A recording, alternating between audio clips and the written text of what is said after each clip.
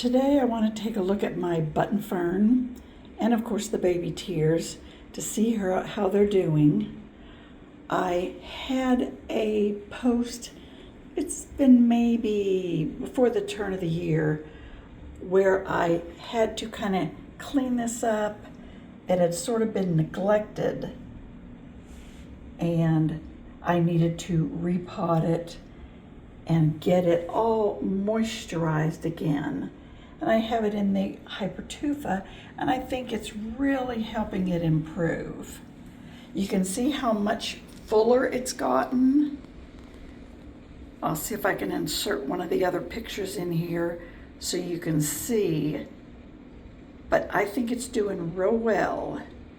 And I have the lip so that I can pour a lot of water down in there. And that way, if it accidentally overflows, which it does a lot, it can just go down into this. It's really a lunch plate that I picked up at the Goodwill. Got a whole set of those, big ones and little ones. But it helps to put a nice big plate under there so that it can overflow.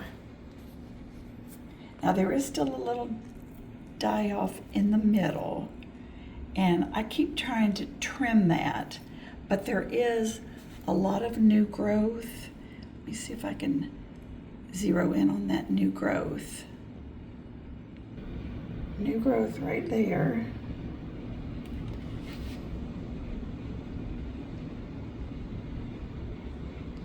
And it's doing real good. You can see a lot of those. There's one there in the back too. But they're all doing real well. So, I think, based on the way this button fern has behaved, and how my baby tears have behaved, I love them. A moist plant, moisture-loving plant, is perfect for Hypertufa. So what I need to do with this Hypertufa is to raise it on a pedestal, because you can see it's just, I don't know, it's going across the table. I've pinched off some and put them in a little teapot. They're growing. And over here, it's just getting thicker and thicker as I pinch off edges. Doing real well. But I want to put that on a pedestal. So this is what I've decided on. What I want to try and use is this, I don't know, snack plate, pedestal dessert plate. I don't know what this is. But I have two of these. And since it's got the ridged edge like that, my baby tears and Hypertufa is on a saucer, but this would not be the right kind of saucer to fully encompass the bottom of the Hypertufa bowl. So what I'm going to do is turn it upside down, and I'm going to put it on here. I'm going to put a rubber mat across here so the plate won't slide, and then put it on there. I think that should work out just right to have it on a higher pedestal. So let me get the baby tears and we'll see how this is going to end up. Now here's the baby tears, and like I said, they are on a plate. Let me see if I can get under here and get to everything. Now here is the Hypertufa bowl. Am I showing that? Yeah, it looks like it. And the baby tears are dangling under, but I've got it under this saucer so that when I set it down, it can take care of the whole thing. So what I'm going to do is try it on the pedestal and see how that works. So let me pull it over here. Okay, now here is the baby tears on the pedestal, but see, there's not any overhang there. And if water starts to ooze out right here, like when I fill it up, I don't want it to just to fall. You can see the dead falling off on it as it is. So what I'm going to do is to use the same saucer that I have, and I'm going to set it back on the saucer on top of here, like that. And I think that should do well because it'll get all the overhang all the way around. Now, since I am a little bit prone to incidents, I am going to put a little piece of rubber like shelf liner that I have and cut a piece for underneath there. Now this is a rubberized shelf liner. You've probably seen this to put in your shelving, cupboards, things like that. And I'm just going to take a small square of that, just enough to fit the top of that pedestal and make it not scoot. So this should be more than enough. Just cut that. And I'll put that back in the plant room to save for another time. And then, let me move this off. And on this area, right here, I'm going to put that. That way I won't have any danger of my plate scooting around. So there. Okay, that feels steady. I might have to get some of the little felt. I got some little felt tops that I could put on that. Okay, now, I think I might have got a little of these tangled. I'll probably just trim those off. Throw those in one of these other plants. This one right here. Yeah, he looks a little long. So how about we just give him a haircut? There. Now, that looks really, really good. And he'll fit over here nicely again. Now let me set him back over there. Now here it is on its pedestal. I think that looks really nice next to the button fern. So you can see how far it is above the level of the surface. I think that looks good.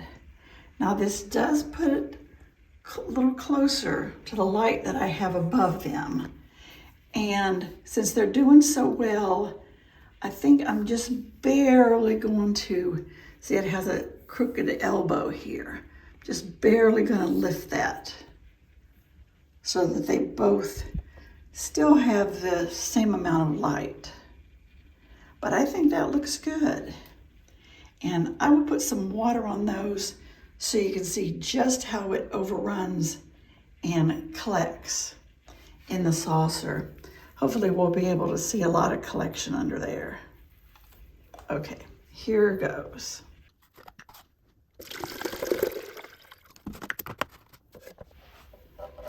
Now here we go. Water to trickle all the sides, all around. You can see how quickly it disappears. really porous soil.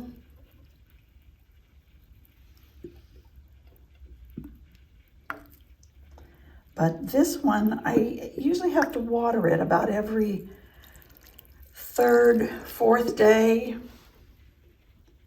And once I see it start to run out, you can see a little bit there, it starts to run out. Well, it's just as porous being reabsorbed back into the tufa. So that's perfect. So even though it stands in water a little bit, that gives it a way to run away from the root, but still in the bottom have a reservoir of water. And then the same for this one. And when I water this one, I just basically pour it around the top. And that's where I meant it sometimes will overrun the bowl and run down the side.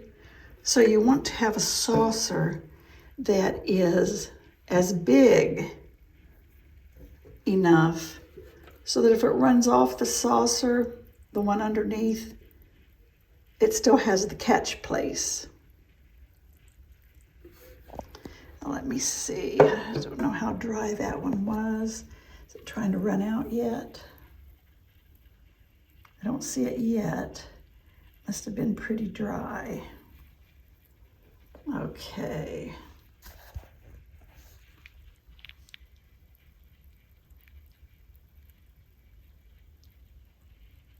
I don't know if this microphone is sensitive enough for you to hear it suck up into the plant. Okay, let me give it a little more.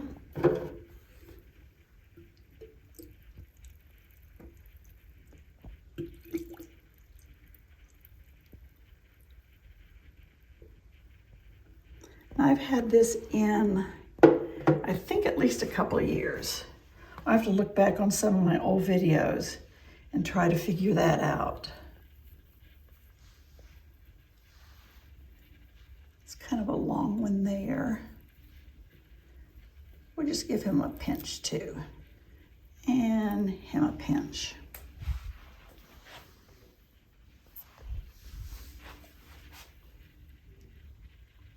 I think that looks good. Can we see any overrun yet? Not yet, but I can feel the moisture right down in there. Okay, I think that's gonna look good. I'll need to do a little bit of vacuuming here because there's a lot of little specks on the floor. But let me just finish the rest of this out. There we go. I think that looks good. I think I'll get a little bit more for him. He's one of these ones in a glass container. And here, let me get my thumb on the top. You can tell in the glass container whether they're wet or dry. And I can tell that it's really dry on the bottom. So that means the little baby tears in this teapot need to be watered. So we'll add a little bit to them before we're finished.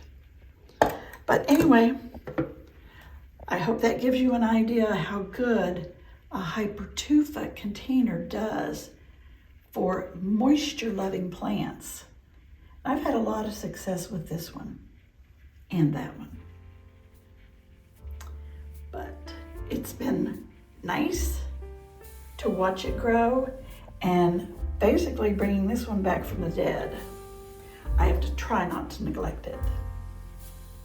But thanks for joining me, and I'll see you on the next video.